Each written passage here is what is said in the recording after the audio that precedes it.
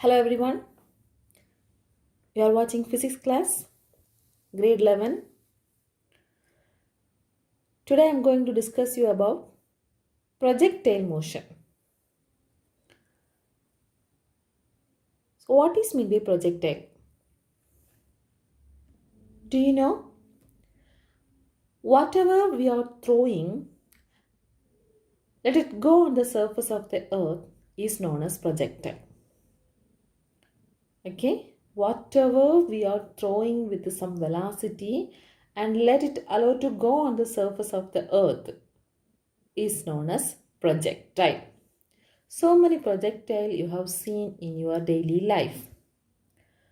That is, when you watering the garden from the hose, the water ejected from the hose pipe is an example of projectile. A bullet fired from a rifle is an example of projectile. A ball thrown in any direction is an example of projectile. Have you got it? So whatever we are throwing with an initial velocity, let it go on the surface of the earth is known as projectile. Let's see the definition of projectile. When an object is thrown in the air with some initial velocity and then allowed to move under the action of gravity alone, the object is known as projectile. This motion is called projectile motion. When an object is thrown in the air with some initial velocity and then allowed to move under the action of gravity alone, the object is known as a projectile. Okay, so the path followed by the projectile is called trajectory. Some of the examples are given in your book. I hope that you have understood about the projectile motion. Whatever we are throwing with some initial velocity is projectile motion. Not only just upwards, downwards also there. In any direction. Okay. Let us see the examples given in your book. Examples of projectile are an object dropped from a window of a moving train. From a moving train, we are dropping the object. It's an example of projectile. Next, a bullet fired from a rifle, a ball thrown in any direction, a javelin or shot put thrown by an athlete, a jet of water issuing from a hole near the bottom of water tank, etc. etc. Understand? So these all are the some of examples of projectile motion.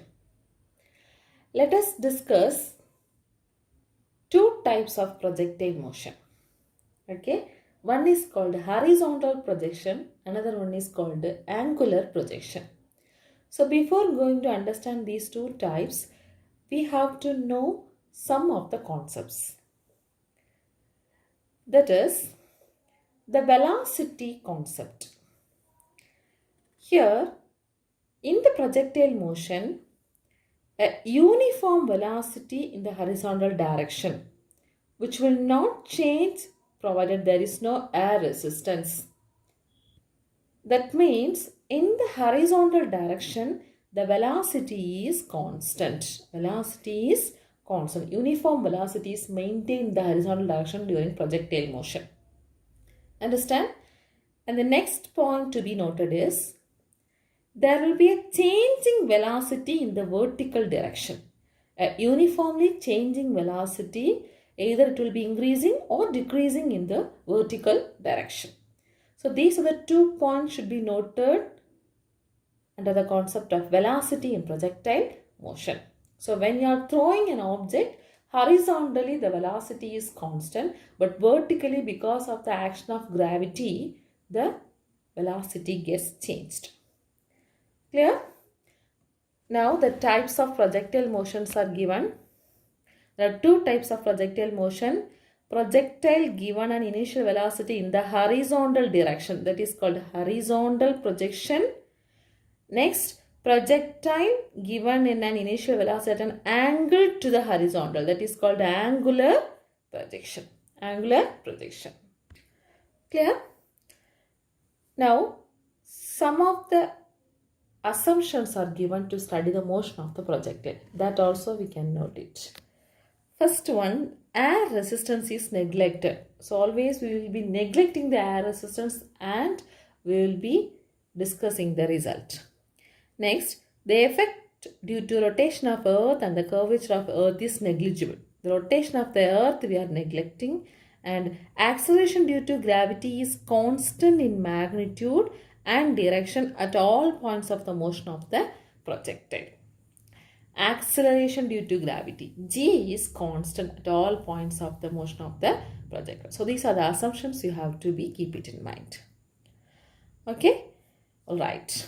Now let us discuss the projectile in horizontal direction. Okay, all right. So the two types of projectile motion, horizontal projection and angular projection. In today's class we are discussing only about projectile in horizontal direction, or we can say horizontal projection. Okay, let's consider a projectile motion, that is from a top of a tower or a high building, an object is thrown with some initial velocity. Okay, so let us consider this is the tower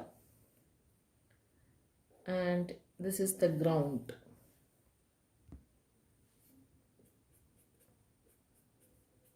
That is earth's surface. Okay, let us consider this height is h. So from this top of this tower, an object is thrown, say a ball is thrown with some initial velocity. So initial velocity I can consider as u. Okay, so it is thrown and it reaches to the ground. Okay, let us note that this is the point O. This is at a particular time the point P, and this is the point A. Okay, so the ball is thrown with horizontally. We are throwing horizontally from this top of the tower. It moves this direction. That means it traces the path OPA. Okay, so here it covers the horizontal distance as well as vertical distance. Horizontal distance and vertical distance. Okay, so I can consider the horizontal distance. Horizontal distance is considered as x at a particular time t, x, and vertical distance is considered as y. Okay, so this is the vertical distance. Let us consider t be the time. The time taken by the ball or an object to reach the ground at the point A. Now look at this figure. This figure is a two-dimensional case, isn't it? So here we can deal this projection horizontally, motion along horizontal direction, as well as motion along vertical direction. You have to note it here. Already I said horizontally the velocity is constant. So u is constant. U is the initial velocity. U is the initial velocity. This can be classified into two: along the x direction ux, along the y direction uy. Okay, so along the x direction ux, that is equal to constant everywhere. Okay, horizontally the initial velocity is constant, horizontal component of velocity. Now let us apply the kinematic equations, both x direction and y direction, and let us find out the h formula. time formula, the resultant velocity and the range and all. Okay. So first, motion along horizontal direction. So in this, we are first finding the distance traveled by the projectile in the horizontal direction. So in order to know the distance, we can use the second kinematic equation. What is the formula of second equation? S is equal to ut plus half at square. This is the formula. So using this formula, we are going to find out the distance traveled, horizontal distance traveled by the projectile in a particular time t. So instead of s, we have to substitute x. Okay, horizontal distance traveled is x. And u, instead of u, we have to substitute horizontal component of velocity x along the x direction. And t is time. What about the acceleration? The acceleration a is equal to 0. Horizontally, there is no acceleration. Understand? We are discussing in the horizontal direction. So horizontally, there is no acceleration. Vertically, the acceleration happens. So that we can substitute a equal to 0. Now we can get the kinematic equations as, that is the horizontal distance. X is equal to uxt plus half at square. A becomes 0, so it is equal to 0.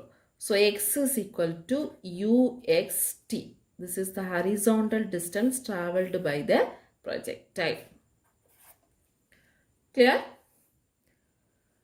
Now let us discuss motion along vertical direction or downward direction. So in the downward direction, the same distance we can calculate using the formula S is equal to ut plus half at square. So here, instead of this S, we can substitute y. The downward direction, the displacement is taken as y, the distance. Isn't it? And u, that is the vertical component of velocity, that is uy. What is the value of uy? This uy value is equal to 0 because initially the velocity is 0. We are throwing an object from here. It has the horizontal velocity that is always constant, and with the velocity it undergoes the action of gravity, then it reaches the ground, isn't it? So at this point, the vertical component of velocity is 0. Are you able to clear? Are you able to understand? So initial velocity in the downward direction is equal to 0. Then half tt. What is the value of a? A is equal to g because it undergoes acceleration due to gravity. So now let us write the vertical distance or the downward distance traveled by the projectile is y is equal to uyt. Uy is uyt plus half gt square. Uy is equal to 0, so we can write y is equal to half gt square. So this is equation number 2. So we have got it, horizontal distance traveled by the projectile as well as the vertical distance traveled by the projectile, x and y. Clear? Now we are discussing about the path of the projectile. So we know the equation 1, x is equal to ux into t. Please refer it, okay. From this, what is the value of t? T is equal to x by ux, x by ux. So substitute t value, substitute t equal to x by ux in equation 2. What is the answer? Y is equal to half g into x square by ux square.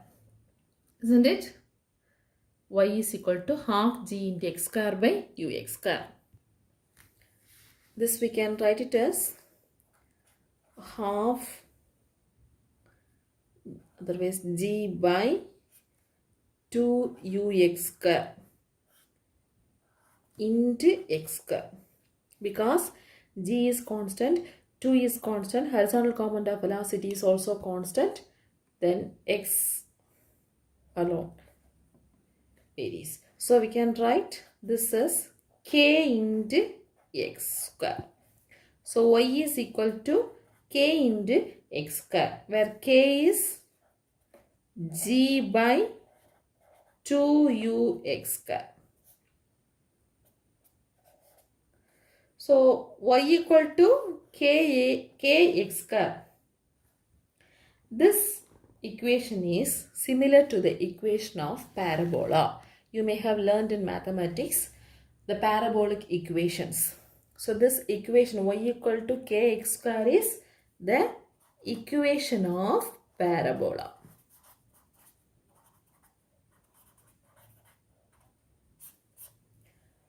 So what is the path of the projectile? The path followed by the projectile is a parabola. That is the curve OPA. So this is the path followed by the projectile. So this curved path is a parabolic path. Clear? So first we have discussed about the motion along horizontal direction and the motion along vertical direction or downward direction.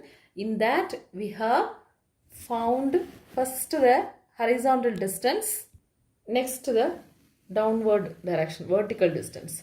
Afterwards we have concluded that the path of the projectile is similar to the equation of parabola. So path followed by the projectile is parabola. Now let's find the other components such as time, range, velocity and all. Okay. Time of flight, that is the time. So what is time of flight? The time taken by the projectile to complete its trajectory, or the time taken by the projectile to hit the ground, is called time of flight. Simply time. What is time of flight? The time taken for the projectile to complete its trajectory, or the time taken by the projectile to hit the ground, is called time of flight. So here we can consider the time of flight is t. Okay, t is the time of flight. Now we can find out this time of flight using the second equation. The second equation, we know that kinematic equation S is equal to ut plus half a t square. In that it is a parabolic path, so we have to consider the downward direction. So the vertical direction, the displacement we will consider as y, or else we can write sy. Okay, then vertical, the component of velocity is uy, that is equal to 0, and the acceleration is taken as g. So what is the formula? Y is equal to half g t square. Instead of small t, we are substituting here as capital T. So this y we can replace by height of the tower, h. That is the vertical distance. Am I right? Look at this picture. In this picture, this is the height. So this is the downward direction. Am I right? Downward direction. So we can say this is y, or y equal to h. So that h is equal to half g t square. From this, t is equal to, t square equal to 2h by g. So t is equal to root of 2h by g. Understand? So here the time of flight depends on the height of the tower. Height of the tower, and it is independent of the velocity. Is there any velocity term? No. So it is independent of the velocity, but it depends on the height of the tower. T is equal to 2h by g. So listen, since t equal to root of 2h by g, if one ball is vertically dropped or projected or horizontally projected with the same velocity, both the balls will reach the bottom with the same time. Why? Because the time t depends upon height of the tower, not the direction, horizontal velocity. Isn't it? Only root of 2h by g. So if one ball is vertically and another ball is projected horizontally with some velocity, whatever may be the velocity, both the balls will reach the bottom at the same time. Very clear? So this is the conclusion for that time of flight expression. Vertical distance traveled covered by the two particles is same in equal intervals. I think you have understood. You can follow my class. So we have got it, a time of flight expression, t value, isn't it? This we can consider as equation number 4. Here we are getting y equal to kx square. This is equation number 3 and this is equation number 4. Now let's find the next one, horizontal range. Horizontal range. What is meant by range? It is the distance, isn't it? Range means the total distance. So horizontal range means it is the horizontal distance covered by the projectile from the foot of the tower to the point where the projectile hits the ground. Look at this picture. This distance is known as range. Or what is range? The horizontal distance travelled by the projectile from the foot of the tower to the point where the projectile hits the ground. Okay, so that is horizontal range. So in order to find out the horizontal range, we have to use the horizontal distance formula. That is S is equal to ut plus half at square is the kinematic equation. So along the x direction, horizontal direction means we will be using Sx, isn't it? X, we will be using the x direction. So anyway, I am just writing here Sx and Ux, Uxt, and horizontal direction acceleration value becomes 0. There is no acceleration. Are you able to understand?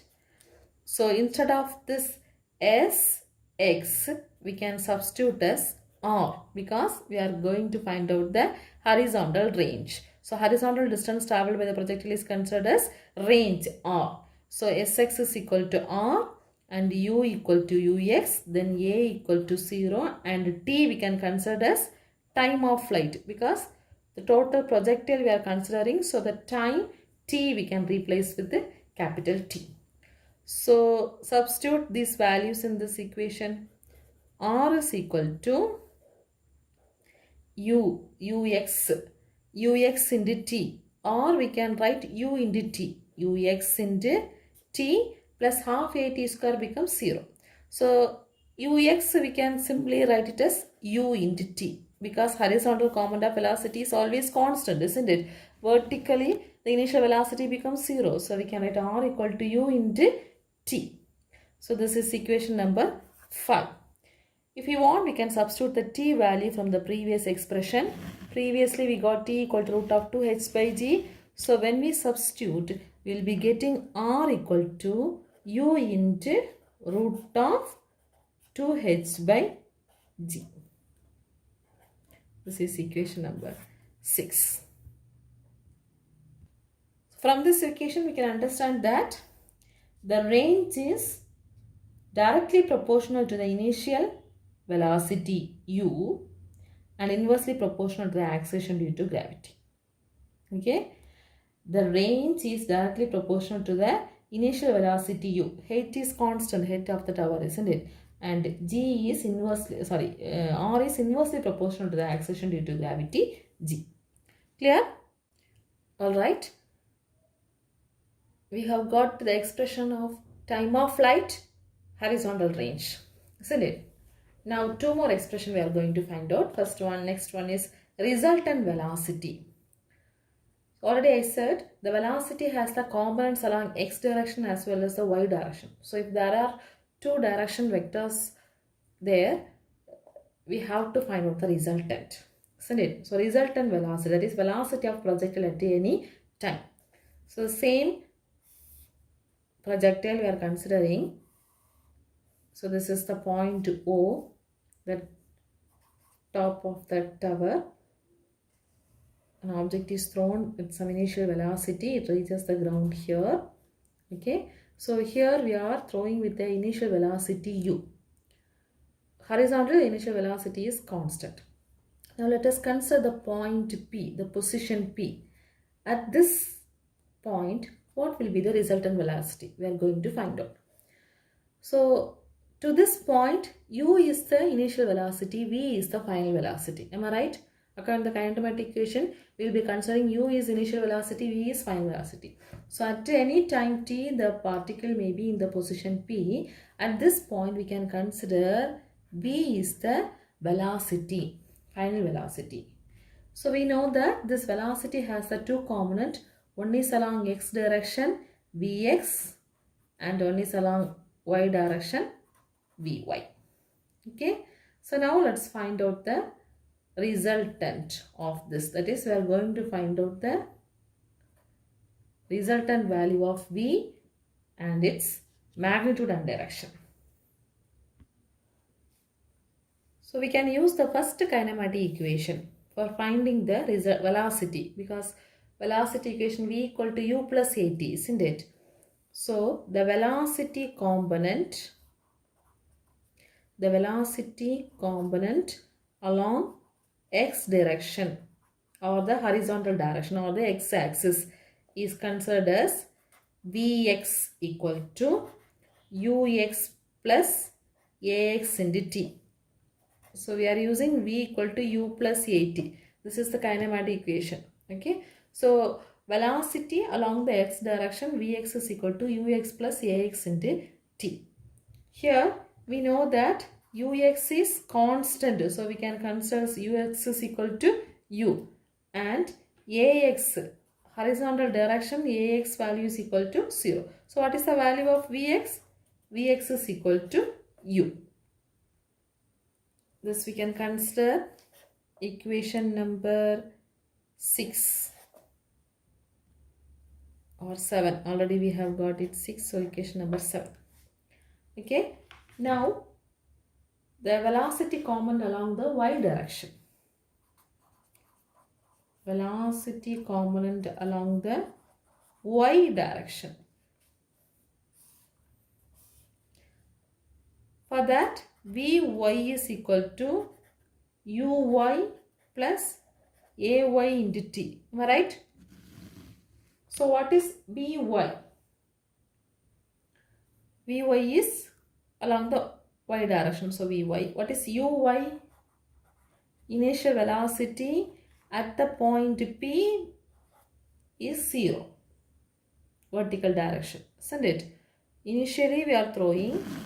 So here we will be having initial velocity in the vertical direction, horizontal direction. Vertical direction, the initial velocity is 0. So uy value is equal to 0. And what is the value of ay? This is acceleration due to gravity, isn't it? So we can substitute ay equal to g. So what is the answer? vy equal to uy is 0, ay is g. So g into t. So equation number 8. We have got it two components. X direction one velocity, y direction one velocity. Then how will you find out the velocity vector, resultant velocity? We can write the vector V vector equal to, V vector means Vx into I cap plus Vy into j cap, isn't it? So I can write V vector. What is Vx? U. Vx is U. So U into I cap plus what is Vy? G. Gt. Gt into j cap. Now the resultant velocity, that is the magnitude, we will be calculating by using the vector format. How will you calculate? So if this is a vector V and it has the components along x direction Vx and y direction Vy. So the resultant vector is V. This V can be written as root of Vx square plus Vy square. Am I right? So accordingly I can write the magnitude V is equal to, the magnitude of velocity is nothing but speed, isn't it? That is V is equal to square root of U square, Vx square is U square plus Vy square is G square T square. Understand? So this is the magnitude of resultant velocity. So if you wanted to know the direction, means this is actually the direction. It is mentioned in the beta. Okay. So I hope you have understood to find the resultant velocity. Two directions the velocities are there, horizontal and vertical direction. First we have find out the horizontal direction, horizontal component of velocity using V equal to U plus AT.